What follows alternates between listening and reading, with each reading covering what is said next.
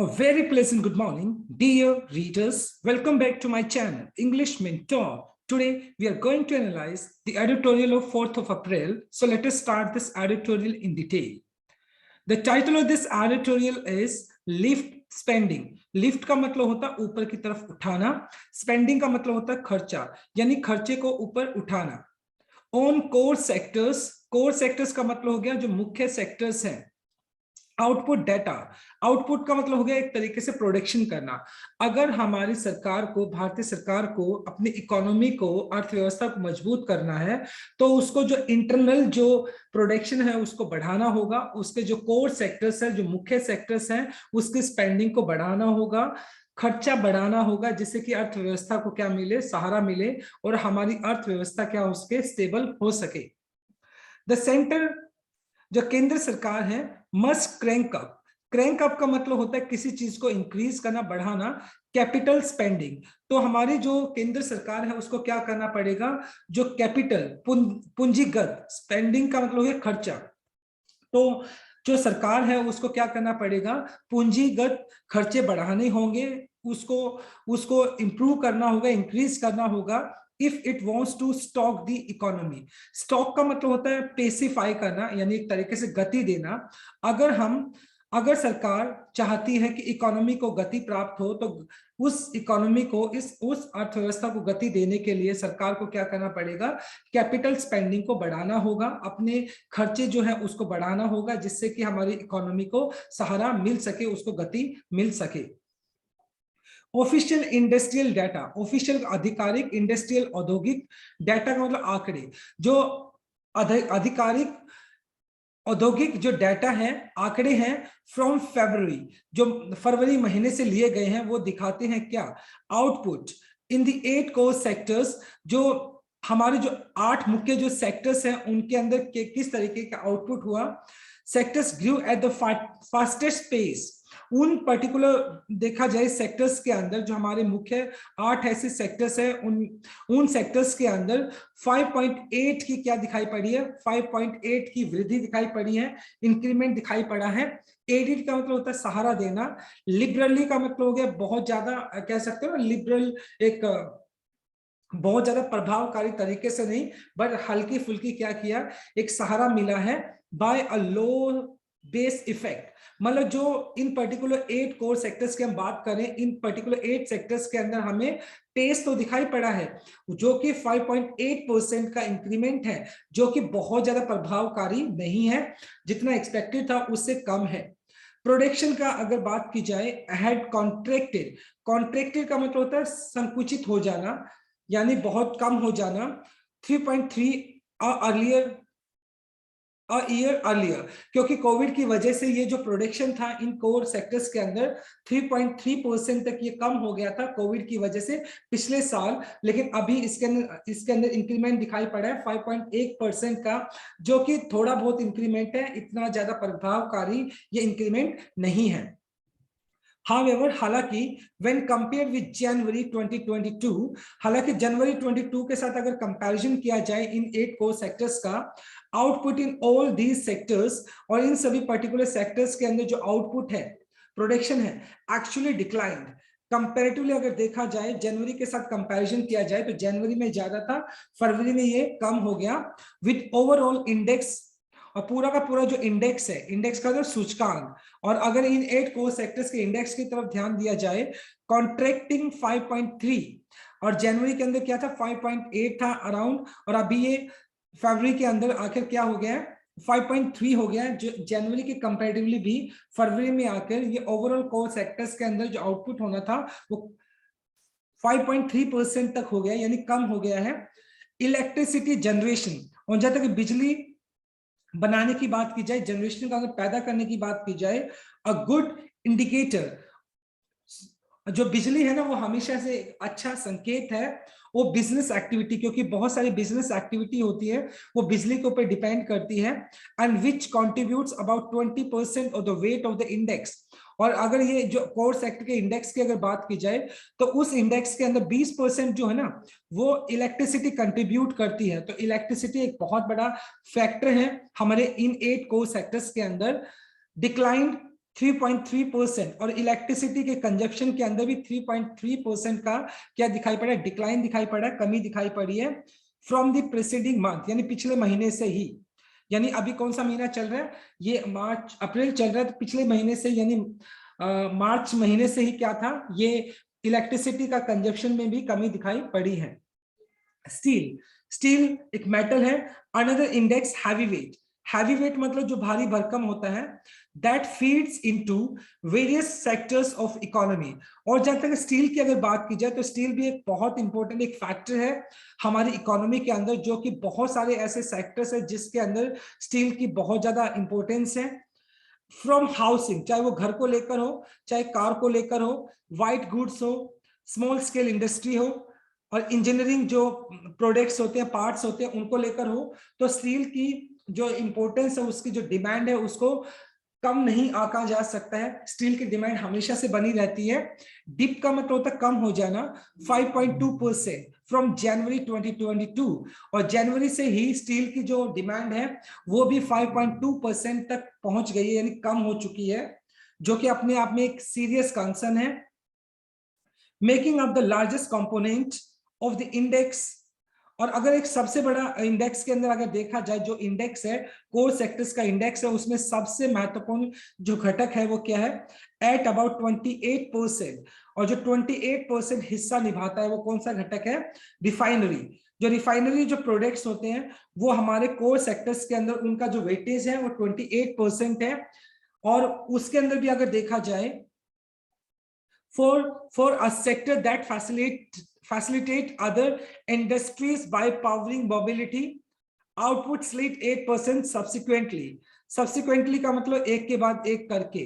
तो कहीं ना कहीं जो रिफाइनरी सेक्टर जो है, रिफाइनरी प्रोडक्ट्स हैं जो कि 28% रोल प्ले करते हैं हमारे 8 कोर सेक्टर्स के अंदर, उसके अंदर भी कहीं ना कहीं हमें क्या दिखाई पड़ी है, कमी दिखाई पड़ी है। और वो 8% तक क्या हो गया, स्लिट का मतलब फिसल जाना, क्योंकि ये जो रिफाइनरी सेक्टर है, हालांकि ये दूसरे जो सेक्टर्स है उनको पावर देता है, मोबिलिटी गतिशीलता देता है, लेकिन इस रिफाइनरी प्रोडक्ट्स के अंदर भी कहीं ना कहीं हमें 8% की जो स्लिट दिखाई पड़ी है, वो फिसलन दिखाई पड़ी है, जो कि अपने आप में एक कंसर्न है, एक चिंता का विषय है।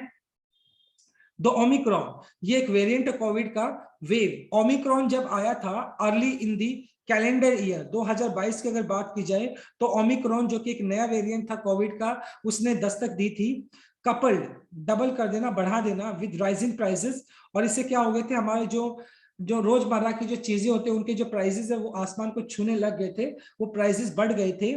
लाइकली डैम्पन्ड, डैम्पन्ड का मतलब होता है कम कर देना, रिड्यूस डिमांड, और प्राइसेस बढ़ गए थे, और जो हमारे बेसिक जो प्रोडक्ट्स हैं उनकी जो डिमांड थी वो कम हो गई थी, क्योंकि लोगों के पास खरीदने की कैपेसिटी नहीं थी, जिसकी वजह से डिमांड कम हो गई थी।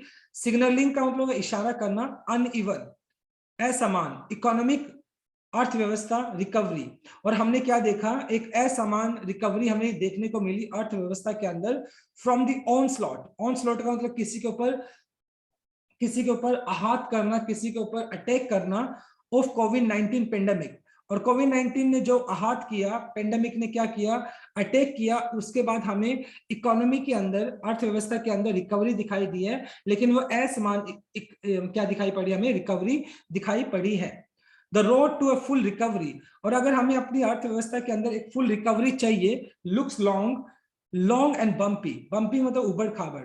जो हमें अगर रिकवरी देखनी है तो वो रिकवरी काफी लंबी, उसको टाइम लगेगा, और उसका जो रास्ता है वो काफी उबड़ खाबड़ है। एट द लेटेस्ट प्रोडक्शन, और जहां तक फिलहाल का जो लेटेस्ट प्रोडक्शन है उसकी अगर बात की जाए, आर स्टिल बिलो, और वो भी अगर अभी भी क्या है, बिलो है, यानी कोविड-19 से पहले का जो टाइम पीरियड था उस टाइम जो प्रोडक्शन होता था और फिलहाल जो प्रोडक्शन है वो काफी हद तक कम दिखाई पड़ता है। दो सीन प्री पेंडेमिक, यानी पेंडेमिक से पहले का अगर कंपैरिजन किया जाए तो आज का जो प्रोडक्शन है वो कम दिखाई पड़ता है। इन्फ्लेशन का मतलब महंगाई हो गया, विच हैज ऑलरेडी ब्रीच्ड का मतलब वॉयलेट करना, उल्लंघन करना, the reserve bank of India upper tolerance limit of 6% 2 months running. यानी जो इन्फ्लेशन है, जो महंगाई है, उसने क्या कर दिया, रिजर्व बैंक ऑफ इंडिया की जो अपर लिमिट है, किसकी, बर्दाश्त करने की, किसको, लिमिट को, यानी 6% की लिमिट है जिसकी महंगाई को जो आरबीआई उसको बर्दाश्त कर सकता है, उससे ऊपर कहीं ना कहीं वो चल रहा है। 2 महीने हो गए हैं और 2 महीने से वो जो एक इन्फ्लेशन का जो एक लेवल है वो 6% के आसपास का है, जो कि 2 महीने जो कि रिजर्व बैंक ऑफ इंडिया का जो एक लिमिट है 6% उसको भी क्रॉस कर चुका है। And it's a threat to consumer demand. और ये जो महंगाई बढ़ रही है वो एक खतरा बन चुका है किनके लिए, जो कंज्यूमर है, उपभोक्ता है, उन जो प्रोडक्ट्स वो खरीदते हैं उनके लिए एक तरीके से खतरा बना हुआ है। क्यों? क्योंकि लोगों के पास पैसा ही नहीं होगा खरीदने के लिए, तो चीजों को खरीदेंगे कैसे? तो इस वजह से ये अपने आप में एक बहुत बड़ा एक थ्रेट बना हुआ है, राइट? तो ये हमारी फर्स्ट स्लाइड होगी। Now let us move on to our second slide. If demand remains muted, muted का मतलब होता है कम रहना, यहाँ पर वैसे चुप होता है। अगर डिमांड इसी तरीके से कम बनी रहती है, वर्स और भी खराब हो जाती है, स्लिप यानी फिसल जाती है, further the domino effect upstream. देखो डोमिनो इफेक्ट अपस्ट्रीम का मतलब होता है कि कोई भी एक पर्टिकुलर फैक्टर की वजह से दूसरे जो फैक्टर्स हैं वो क्या होते हैं, अफेक्ट होते हैं, उसको डोमिनो इफेक्ट अपस्ट्रीम बोलते हैं। और ये जो पर्टिकुलर सेक्टर्स है वो क्या करेंगे, दूसरे सेक्टर्स को भी क्या करेंगे, अफेक्ट करेंगे, विल ओनली इंपैक्ट दी को सेक्टर्स फर्दर। और ये जो डिमांड है, कंज्यूमर प्रोडक्ट्स हैं, वो क्या करेंगे, दूसरे सेक्टर्स को भी क्या करेंगे, अफेक्ट करने वाले हैं। द आरबीआई मॉनिटरी पॉलिसी, और आरबीआई की जो मॉनिटरी मतलब मुद्रा, पॉलिसी मतलब उसका जो एक उसकी जो पॉलिसी है, जो आरबीआई की जो पैसे से रिलेटेड जो पॉलिसी है, committee has work it out on the meeting। और उन्होंने आरबीआई की जो मॉनेटरी पॉलिसी कमेटी है उसने ये काम ऑलरेडी कंप्लीट कर लिया है दिस वीक, इसी हफ्ते। When the panel will decide, और ये जो कमेटी है वो क्या डिसाइड करेगी, on the benchmark interest rates that could potentially influence inflation. और वो क्या करने वाली है, एक बेंचमार्क, एक लिमिट को डिसाइड करने वाली है, किसके लिए, रेट ऑफ इंटरेस्ट जो रहेगा, रेट ऑफ जो इंटरेस्ट रहेगा उसको डिसाइड करने वाली है, जो क्या करेगा, पोटेंशियली संभावित है, इन्फ्लुएंस प्रभावित करना, इन्फ्लेशन महंगाई, जो कि महंगाई को क्या कर सकता है, प्रभावित कर सकता है। एट द सेम टाइम, और इसी वक्त गवर्नमेंट स्पेंडिंग, गवर्नमेंट जो खर्चा करती है, which could set the pace for overall growth in, और गवर्नमेंट अगर खर्चा करती है तो क्या कर सकती है, ओवरऑल जो ग्रोथ है हमारी इकोनॉमी की, जो कि स्टटरिंग का मतलब एक तरीके से हकलाना होता है यहाँ पे, मतलब जो स्टेबल नहीं है, और वो भी क्या कर सकती है, उसको भी एक तरीके से गतिशीलता दे सकती है अगर हमारी सरकार क्या करे, अगर वो इंटरनल खर्चा करना स्टार्ट करे, कैपिटल को बढ़ाए, खर्चा करे, तो इससे हमारी इकोनॉमी को स्टेबल किया जा सकता है। Has not road forward, road का मतलब वैसे होता है दहाड़ना, बट यहाँ पे मूव फॉरवर्ड, मतलब लेकिन जो हमारी इकोनॉमी है वो एक तरीके से आगे नहीं बढ़ी है, क्योंकि सरकार की तरफ से जो इंटरनल जो खर्चा वो नहीं किया गया ज्यादा। कैपिटल एक्सपेंडिचर, पूंजीगत जो व्यय है, पूंजीगत जो खर्चे हैं, grew mere 0.8% in February from year earlier. और अगर देखा जाए जो पूंजीगत खर्चे जो है वो सिर्फ 0.8% तक ही बढ़े फरवरी महीने की अगर बात की जाए, इवन दो, इसके बावजूद कैपेक्स का मतलब होता है कैपिटल एक्सपेंडिचर, यानी जो पूंजीगत जो खर्चे हैं, had Ryzen about 20% in April February 11 month period. और अगर देखा जाए जो 11 महीने का जो पीरियड है पिछले साल का, उसमें अप्रैल से फरवरी के महीने की अगर बात की जाए, अप्रैल फरवरी के अंदर जो कैपिटल एक्सपेंडिचर 20% तक बढ़ा है। The central still had 1.2 lakh crore left to be spent in March. और हालांकि अगर बात की जाए अप्रैल से फरवरी के महीने की अगर बात की थी 11 महीने के अंदर, तो 20% का क्या दिया गया था, ये एक तरीके से इतना एक्सपेंडिचर हमें देखने को मिला था। लेकिन उसके अंदर भी पूरा खर्चा सरकार ने नहीं किया, 1.2 लाख करोड़ के आसपास अभी भी मार्च महीने में जो खर्च होना था वो खर्च नहीं किया गया। It appears unlikely that the government would have met its revised capex target of 6 lakh crore for financial year 2022। और सरकार ने जो 6 लाख करोड़ का जो पूंजीगत खर्चे करने की बात कही है, शायद वो पूरा होता हुआ दिखाई नहीं पड़ रहा है। जिस तरीके से सरकार ने अपने आप को क्या किया, होल्ड किया हुआ है, वो कैपिटल जो एक्सपेंडिचर है उसको सरकार नहीं कर रही है। दो हालांकि टैक्स रिवेन्यू, और हालांकि अगर बात की जाए रिवेन्यू की बात की जाए, जो टैक्स से जो पैसा इकट्ठा होता है उसकी बात की जाए, हैव बीन रोबूस्ट, रोबूस्ट का मतलब मजबूत होना, वो कहीं ना कहीं मजबूत दिखाई पड़ा है। The government likely held back on capital expenditure, और सरकार जो है वो कैपिटल एक्सपेंडिचर को क्या कर रही है, होल्ड बैक कर रही है उसको, यानी अभी खर्चा नहीं कर रही है, खुल के खर्चा नहीं कर रही है, टू हेल्प ऑफसेट।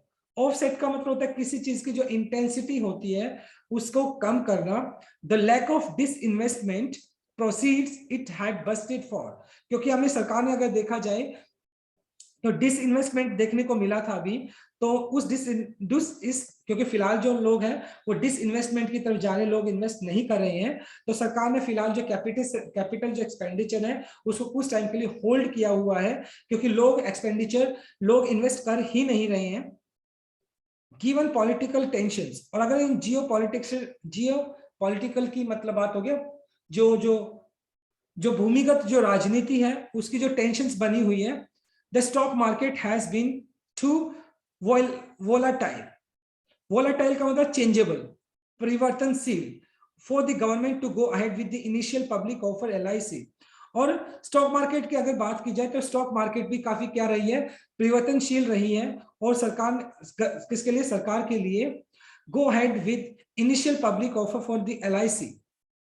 और सरकार क्या गई थी, सरकार ने LIC को, सरकार ने क्या किया था, लोग इन्वेस्टमेंट करें, LIC के कुछ ऑफर्स भी दिए थे, लेकिन उसके बावजूद भी काफी इन्वेस्टमेंट देखने को नहीं मिला। The sale of stake, stake का मतलब हो गया वैसे पार्ट, हिस्सा। BPCL has also not proceeded apace, और जो BPCL के अंदर जो हिस्सा है वो भी ज्यादा गति नहीं प्राप्त किया है, डिस्पाइट के बावजूद दीज रॉड ब्लॉक्स। और ये जो फिलहाल हमारी अर्थव्यवस्था के अंदर ये जो रॉड ब्लॉक्स बने हुए, ये सारे के सारे जो अड़चन बनी हुई है, द गवर्नमेंट में हैव लिटिल चॉइस, सरकार के पास ज्यादा चॉइसेस तो नहीं है, बट क्रैंक अप का मतलब इंक्रीज करना capital spending early in the new fiscal year. और ये फिस्कल ईयर 2022-23 का है, तो सरकार को क्या करना चाहिए, अपने जो पूंजीगत जो खर्चे हैं उनको बढ़ाना चाहिए, if it wants to stock up the economy. अगर हमारी सरकार चाहती है कि हमारी अर्थव्यवस्था को गतिशीलता मिले, तो सरकार को जो पूंजीगत जो खर्चे हैं उनको बढ़ाना होगा। द मल्टीप्लायर इफेक्ट, और जो गुणक जो प्रभाव है, would not only benefit industry, और ये सिर्फ इंडस्ट्री को ही फायदा नहीं करेंगे, सच एज सीमेंट का, स्टील का, but may also help crowding private investment. और इससे फायदा क्या होगा, जो लोग अभी फिलहाल डिसइन्वेस्टमेंट की तरफ गए हैं, और वो लोग भी क्या करेंगे, अगर कैपिटल एक्सपेंडिचर किया जाएगा सरकार की तरफ से, तो जो आम जनता, जो लोग अभी इन्वेस्टमेंट नहीं कर रहे हैं, शायद वो भी इन्वेस्टमेंट करने के लिए आगे आएंगे। स्पारिंग का मतलब होता है इंक्रीज करना, जॉब क्रिएशन, इससे जॉब क्रिएशन भी मिलेगी, लोगों को जॉब्स भी मिलेगी, which has been economic Achilles heel का मतलब होता है वैसे वीक पॉइंट, कमजोरी वाला, एक कह सकते हो एक ऐसा एरिया जो कमजोर पड़ा हुआ हो, फॉर ए वाइल नाउ। और फिलहाल अगर देखा जाए जॉब क्रिएशन की, कोविड की वजह से जो अनएम्प्लॉयमेंट बढ़ा है वो फिलहाल अभी भी वो पूरी तरीके से रिकवर नहीं हो पाया है। तो इससे क्या होगा, प्राइवेट इन्वेस्टमेंट को भी बढ़ोतरी मिलेगी, लोग इन्वेस्टमेंट करेंगे और जॉब क्रिएशन भी होगा, जिससे कि लोगों को एम्प्लॉयमेंट मिल पाएगा, राइट। तो बहुत इंटरेस्टिंग आर्टिकल था आज का हमारा, आई होप आपको समझ में आया होगा। So my dear readers, this is all about from this article. Thanks for watching this video. Please do like, share, comment and subscribe to my channel. So tomorrow I'll continue with another article. Till then, bye bye, take care and have a nice day.